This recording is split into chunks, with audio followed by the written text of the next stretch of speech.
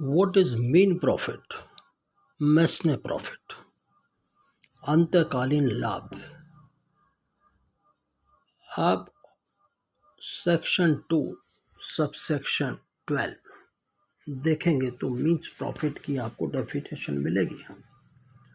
आप देखेंगे means profit of property means those profits which the person in wrongful possession of such property actually received or might with ordinary diligence have received therefrom, together with interest on such profit, but shall not include profits due to improvement made by the person in wrongful possession।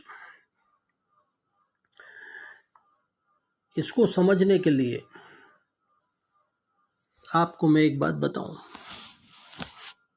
आपने एक picture का dialogue देखा होगा, खड़क सिंह के खड़कने से खड़कती है खिड़कियां, खिड़कियों के खड़कने से खड़कता है खड़क सिंह।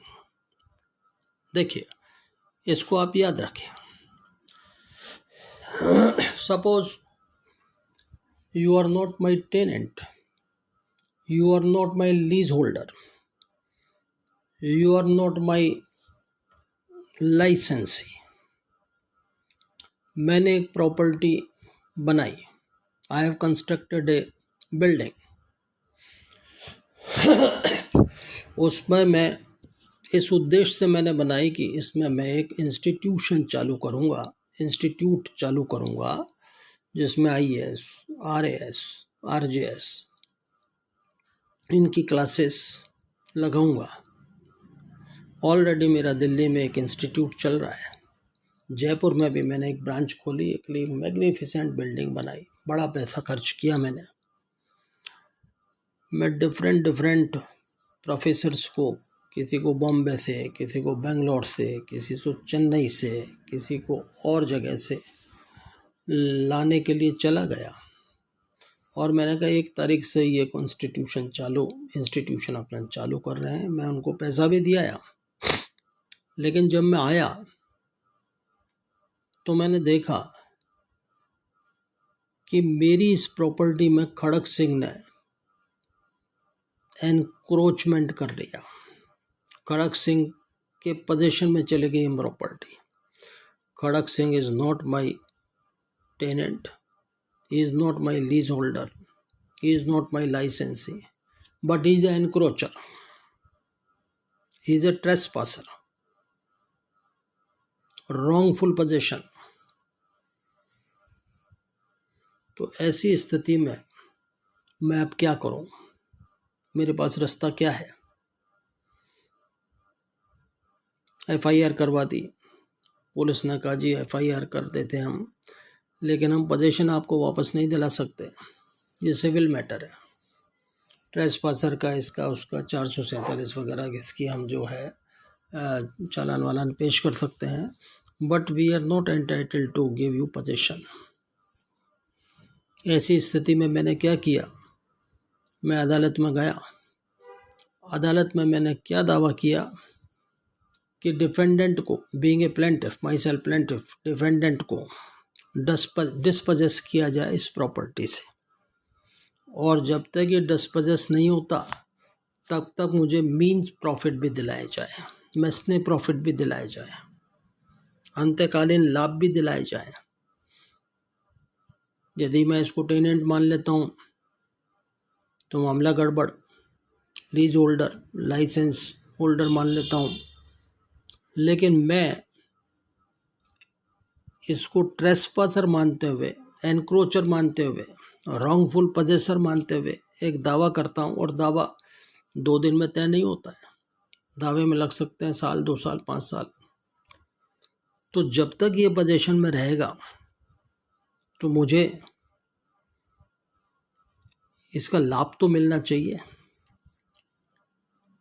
तो that is the mean profit, meaning thereby how you will calculate the mean profit.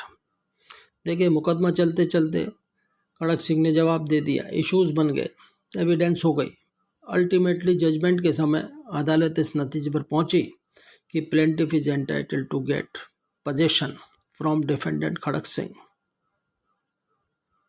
ये एक डिक्री मुझे मिल गई डिस्पोजेशन की। लेकिन what about the calculation of the mean profit? मैंने during the pendency of the suit मैंने ऐसी भी एविडेंस अदालत के सामने दी कि ये जो मेरा परिसर है, इस परिसर का आसपास की कॉलोनियों में, आसपास की जगहों में इतना किराया आ सकता है कि मेरी इस बिल्डिंग का यदि मैं किराए पर देता, लीज पर देता, तो मुझे 1,00,000 रुपया प्रति माह मिल सकता था। इस तरह की आसपास की प्रॉपर्टी के मैंने एफिडेविट्स भी दिए, किराएनामे भी दिए। अब जब अदालत ने डिस्पोजेशन की डिग्री दे दी मुझे और मैंने मीन प्रॉफिट के संबंध में भी रिलीफ मांगा, तो अदालत कैसे कैलकुलेट करेगी? वो मापदंड क्या होंगे कि मीन प्रॉफिट कैलकुलेट किया जाए at the time of passing the judgement, making the decree? तो अदालत ये देखेगी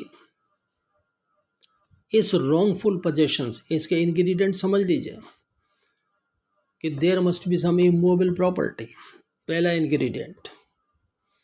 दूसरा ingredient, somebody meaning thereby defendant must be trespasser or encroacher in that property, और इस ट्रेसपासिंग से, एनक्रोचमेंट से उसको रॉन्गफुल गेन मिल रहा है। यदि कहीं और रहता तो उसको ₹1,00,000 किराया देना पड़ता।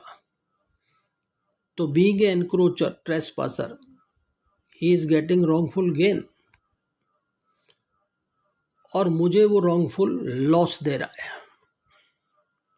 तो अब ये समझिए कि जो रॉन्गफुल गेन उसको मिल रहा है, that is the funda, that is the formula to calculate the means profit. Wrongful loss मुझे कितना हुआ?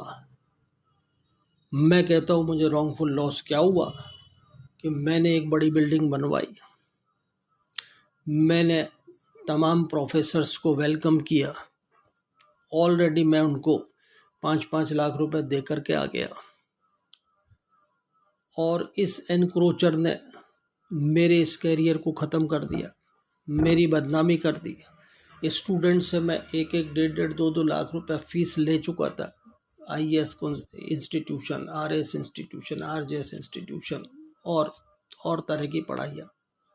इसी तरह से मैंने टीचर्स को पैसा दे दिया। इसी तरह से जिन स्टूडेंट्स से मैंने लाखों करोड़ों रुपया एज ए फीस ली, उन्होंने जब ये देखा कि ये इंस्टीट्यूशन तो कुछ नहीं, ये तो बंद पड़ा है, इसमें तो कोई और रह रहा है, तो उन स्टूडेंट्स ने मेरे खिलाफ मुकदमे कर दिए, मेरे खिलाफ FIR कर दी,